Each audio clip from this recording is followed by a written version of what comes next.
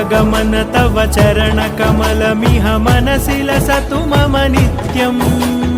गरुडगमन तव चरणकमलमिह मनसि लसतु मम नित्यम् मनसि लसतु मम नित्यम्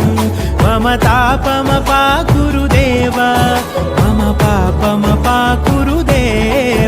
मम तापमपाकुरुदेव मम पापमपाकुरुदेव